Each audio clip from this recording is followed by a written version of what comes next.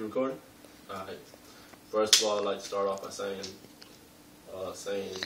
I apologize how bad this video is going to be. It's last minute. It's about 12 o'clock at night yesterday.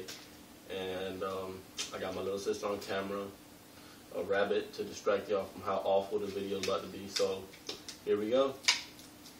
Stop it. Alright, well tonight we're going to be talking about religious persecution towards Muslims and how whether or not that complied with Washington's vision of religious tolerance in the letter that he wrote towards the Jewish community of Newport, Rhode Island.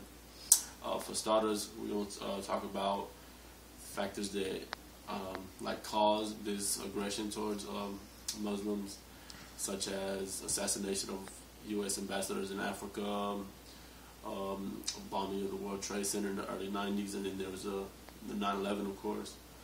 And stop it. This persecution included the arrest of Muslims under false pretenses, which led to interrogation and torture, the vandalizing of Muslim communities, stores, houses, and all that. Basically the destruction of some Muslims and their careers due to the fact that they were now labeled as terrorists. In my opinion, this does not comply with Washington's view of religious tolerance and religious equality. Now we're going to talk about religion and how it is stupid to hate on another religion. For example, I am Catholic. I was born into a Catholic family. But I go to church every Sunday and Wednesday, but I wouldn't call myself a religious person because I don't agree with everything that my church teaches or the Catholic Church teaches. For example, the Catholic Church says that Catholicism is the way, that every other way is wrong, which makes no sense at all. The way I look at it now is religions are paths to reaching a goal, eternal life, heaven, or whatever you want to call it. If you follow this path for your religion, it's a good chance. I don't know for sure, but it's a good chance you're going to reach your goal of eternal life. But the problem is, the real problem is these branches, these paths or branches always conflict with each other, always try to argue with each other, and even fight with each other.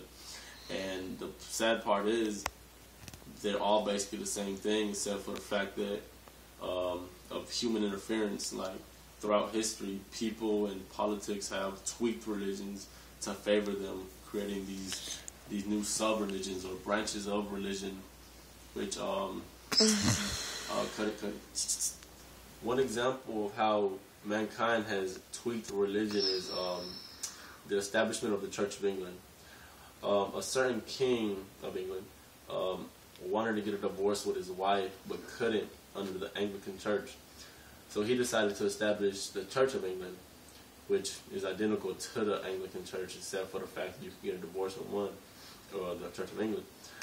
It is sad knowing that stuff like this is scattered throughout the history of Christianity and other religions, but in reality, we are all united under the same cause. We have more in common than we have apart.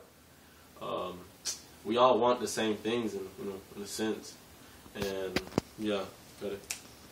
But those that call themselves atheists or deism or whatever, those that use logic and reasoning to explain things or just don't believe in God, let me say one thing.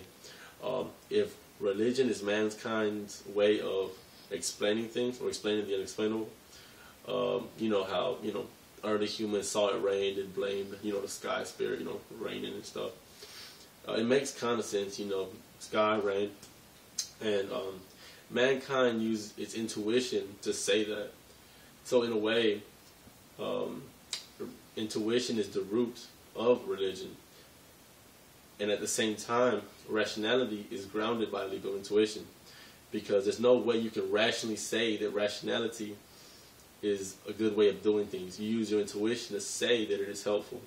So yeah. That's how. That's all I got. Cut. Stop. You're not giving a fright thingy. Stop it.